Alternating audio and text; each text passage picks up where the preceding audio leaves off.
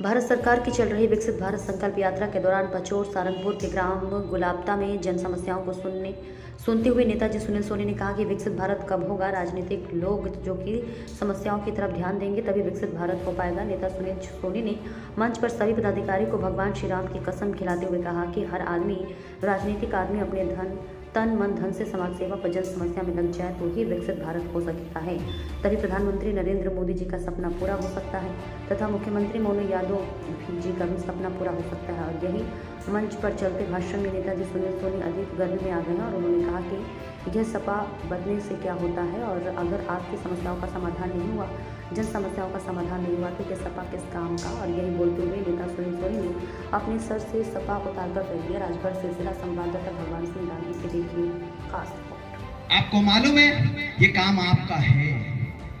मात्र 1 रुपए में उस बहन बेटी की परेशानी दूर करने का काम देश के प्रधानमंत्री मोदी जी ने किया।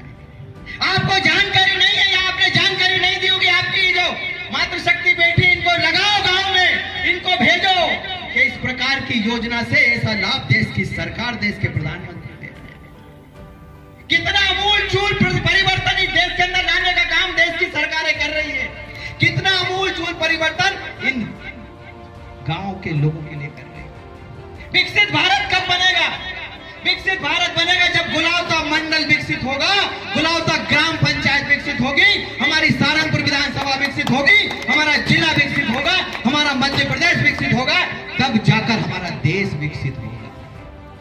क्या सारी योजनाएं भोपाल, इंदौर, गुना, गवालियर के लिए है?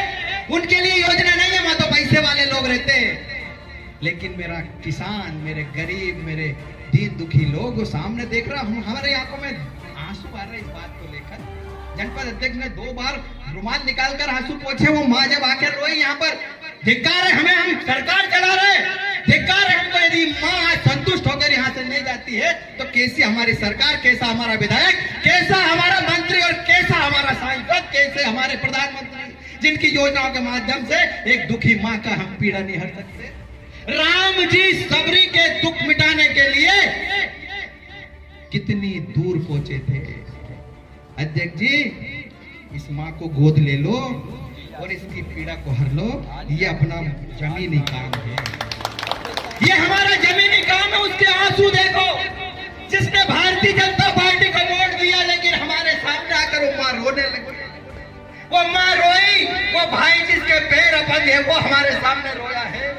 ये पिता तुल्य, हमारे दादा तुल्य व्यक्ति परेशानी लेकर हमारे बीच में आया, लेकिन आपके अधिकारियों की योजना यहाँ तक नहीं पहुंची। इसका कारण केवल आप लोग हैं। ये मेरे परिवार के लोग यदि दुखी है तो उसका सारा श्रेय आप लोगों के ऊपर जाता है। हम तो हमारे घर में बैठकर भी बहुत अच्छे काम कर लेंगे, लेकिन इन लोगों की पीड़ा कौन हरेगा, इनका दुख कौन हरेगा, इनकी तकलीफ का समाधान कौन करेगा? आप लोगों का करना है। आप यहाँ बोल कर जाओ, इससे मैं संतुष्ट नहीं हूँ। जनपद अध्यक्ष जी सौगंध आपको, हनुमान जी महाराज की, मंडल अध्यक्ष जी सौगंध आपको, प्रभु श्री राम की। एक एक व्यक्ति की चिंता करने का काम आपका है। साफा उतार कर फेंक देंगे, हमें आपके साफे की आवश्यकता नहीं है। हम चाहते हमारे लोग सब सुखी रहे, हम चाहते हमारे लोग कोई समस्या में नहीं रहे। इसलिए भारतीय जनता पार्टी की सरकार है, इसलिए भारतीय जनता पार्टी की केंद्र में सरकार है और इसलिए भारतीय जनता पार्टी की प्रदेश में सरकार है। मजाक करने के लिए नहीं है। और जो अधिकारी कर्मचारी नहीं सुनता, लिस्ट बनाओ। 29 तारीख को हमारे मंत्री जी मध्य प्रदेश के यशस्वी गौतम जी टेटवाल सारंगपुर पहुंच रहे। तुरंत सूची उनके हाथ में दो, जो काम नहीं कर उनका ट्रांसफर कराकर हमारे गांव की चिंता करने का काम करें।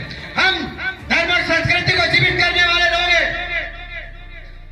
हमने राम मंदिर बनाया, हम नारा लगाते हैं कि राम लला हम आएंगे, मंदिर वहीं बनाएंगे। हमने वो पूरा किया है। हम झूठ नहीं बोलते। हम एक नारा और लगाते हैं कि अभी तो बेली झांकी है और मथुरा